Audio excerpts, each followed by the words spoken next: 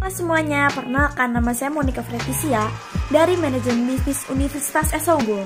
Pada ujian akhir semester kali ini, dalam pelajaran pengantar bisnis, saya akan mengambil presentasi dari modul sesi ke-11, yaitu dengan yang bertemakan promosi produk. Presentasi kali ini saya ambil dari modul sesi 11 pengantar bisnis, yaitu promosi produk.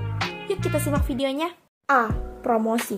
Promosi merupakan aspek bauran pemasaran yang berhubungan dengan teknik-teknik paling efektif untuk menjual suatu produk. Promosi merupakan bagian dari bauran komunikasi untuk menyampaikan informasi produk kepada konsumen dan pihak lain yang berinteraksi dengan perusahaan. Menurut Griffin dan Egbert, promosi bertujuan untuk menyampaikan 4 hal kepada calon pelanggan, seperti 1. Membuat pelanggan sadar terhadap produk. 2. Membuat pelanggan banyak mengetahui tentang produk. 3. Membujuk pelanggan untuk menyukai produk. 4. Memunjuk pelanggan untuk melakukan pembelian. Tujuan akhir dari promosi yang akan dilakukan adalah meningkatkan volume penjualan. Strategi promosi. Secara umum ada 2 strategi yang dapat dilakukan perusahaan dalam promosi, yaitu 1. Push strategi perusahaan. Itu memasarkan produk secara agresif kepada grosir dan pengecer yang kemudian akan membujuk konsumen untuk membelinya. Perusahaan secara aktif melakukan promosi untuk mendekati konsumen, sehingga konsumen tertarik untuk melakukan pembelian. Yang kedua, pull strategi promosi. Perusahaan yang langsung menarik pelanggan untuk meminta produknya kepada pengecer. Strategi ini lebih menekankan pada permintaan konsumen akan produk yang kita tawarkan. 2. Bauran promosi. Bauran promosi merupakan kombinasi dari 4 tipe alat promosi yang terdiri dari pemasangan iklan, penjualan pribadi, promosi penjualan, dan publisitas dalam hubungan masyarakat dalam menyampaikan informasi kepada pihak luar. Faktor-faktor penting dalam pelaksanaan bauran promosi yaitu 1. Produk yang dijual, 2. Target pasar, 3. Anggaran promosi. Berikut merupakan value proposition, seperti produk dan customer-nya. Produk itu harus mencakup seperti benefits-nya, experience-nya, dan fiturnya, agar konsumen akan mengingat kembali apa produk tersebut dan akan selalu membelinya. Customer itu menginginkan wants, fears, dan needs. Next. Bauran promosi yang dimaksud diantaranya meliputi 1. Periklanan atau advertising.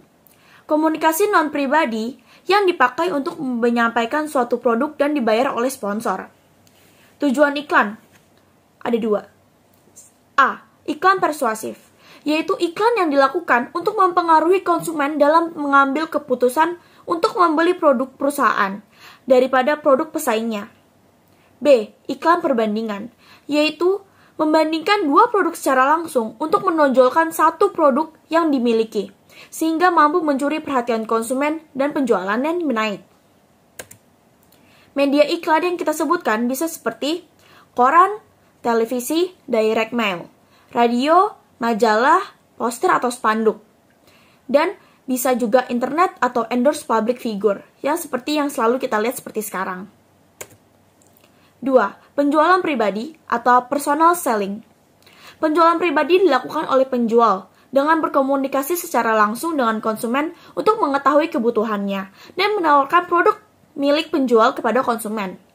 Penjualan pribadi memiliki tujuan menjual dan membina hubungan dengan pelanggan.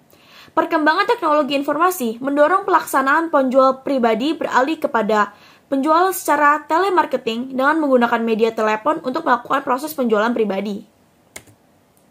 3. Promosi penjualan atau sales promotion. Insentif jangka pendek untuk mendorong pembelian konsumen. Macam promosi penjualan itu seperti kupon, point of purchase, hadiah, pemeran dagang, atau kontes. Publisitas. Promosi yang memberikan informasi mengenai perusahaan atau produk untuk disampaikan oleh media massa secara umum. Next. Marketing plan itu seperti price, product, place, and promotion. 5. Model strategi promosi kekinian yang cocok untuk banyak jenis bisnis, seperti membuat video promosi melalui YouTube, penjualan melalui marketplace seperti Shopee dan Tokopedia, atau juga bisa di Instagram, pemasaran sosial media, dengan endorse artis dan lain-lain, lalu membuat brosur atau spanduk dan endorsement. 10. Memperluas relasi dengan media. Itu seperti mempelajari konsep promosi secara mendalam untuk melakukan pengembangan bisnis. Yang kedua, konsep promosi secara detail.